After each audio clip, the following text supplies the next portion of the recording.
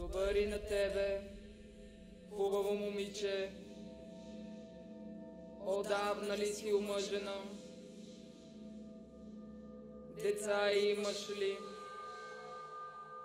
Ами, ще имаш.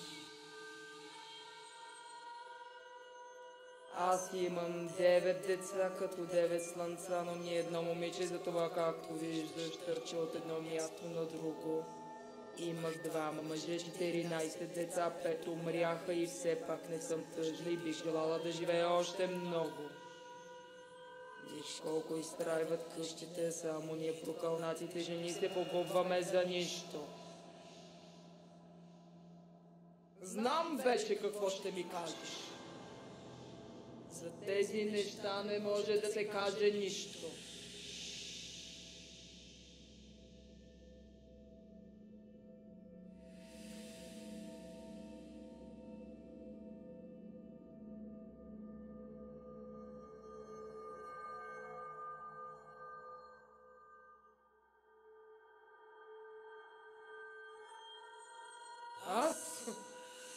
Аз не знам нищо.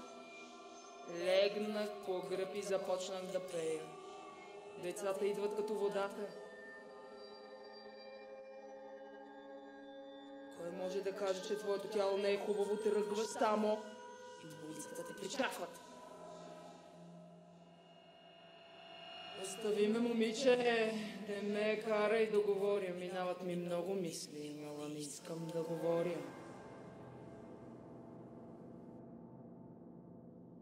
Слушай, харесваш ли мъжа си? Дали го обичаш? Дали искаш да живееш с него? Не потрепваш ли, когато се приближава до тебе? Не си ли като в просъница, когато доближава устните си? Кажи ми! Никога! Дори когато си танцувала? Продължавай!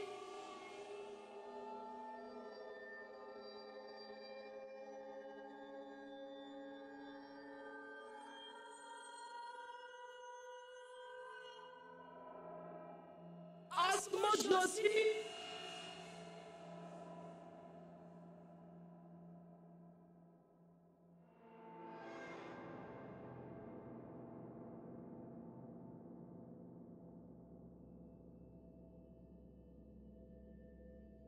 Съвсем друго беше с мене. Може би за това не си родила на време. Мъжете трябва да ни се харесват, момиче.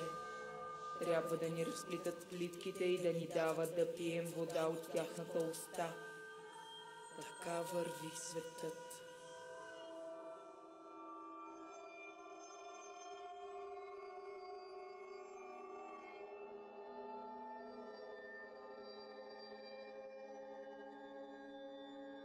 Но корумата ти е празна!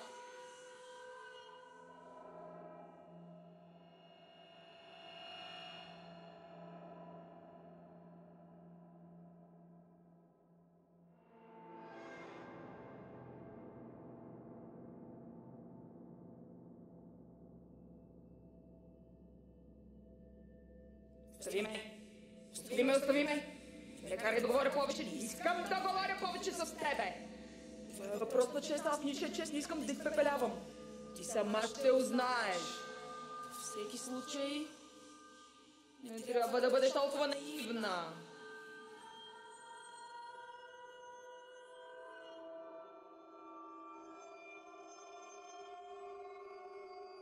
С друга разумна жена би говорила с тебе?